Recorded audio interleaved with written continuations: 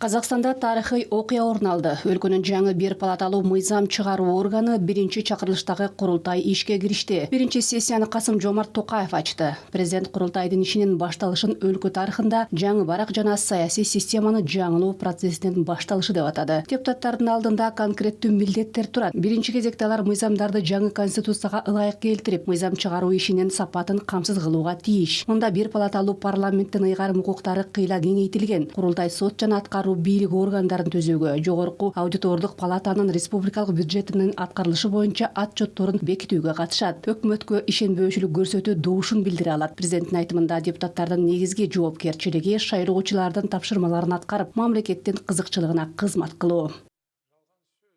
Заңдарымыз әділетті, халыққа түсінікті.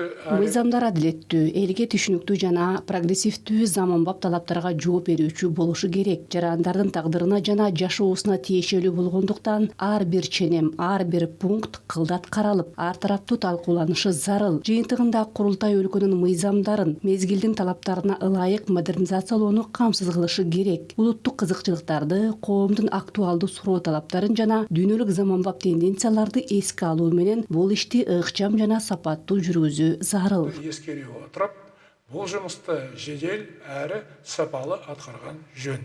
Биринчи сессиянын артыкчылыктуу багыттарынын аркасында маанилүү мыйзам долбоорлорунун пакети бар. Өкмөт жасалма интеллект жана санариптик активдер чөйрөсүндө ченемдик укуктук базаны даярдөөгө тийиш. Ал эми депутаттар миграциялык саясаттагы өзгөрүүлөрдү мүмкүн болушунча тез карап чыгышы керек. Президент энергетика тармагындагы мыйзам долбоорлорун иштеп чыгууну тездетүүгө жана онлайн платформаларды массалык маалымат каражаттарын жөнгө салууга өзгөчө көңүл бурууга чакырды. Дагы бир багыт мүмкүнчүлүгү чектелген балдарды комплекстүү колдоо жана өсүп келе жаткан үчүн анын ичинде интернетте коопсуз чөйрөнү түзүү. Мыйзам чыгаруу ишинин сапатын жогорулатуу жасалма интеллекттин жардамы менен да сунушталууда. Президенттин демилгеси менен курултайдын ишине киргизиле турган парламент маалыматтык системасы иштелип чыгууда. Мамлекет башчысы баса белгилегендей, санариптик технологиялар кесипкөй юридикалык экспертизаны алмаштыра албайт. Курултайдын өзү жалпы улуттук диалогтун аянтчасы жана мамлекет менен элдин ортосундагы байланыштыруучу звено болушу керек.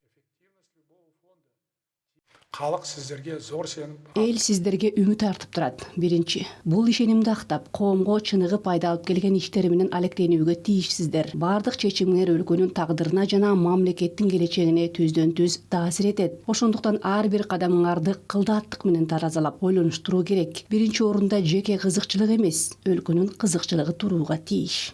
Басты орында туруу керек.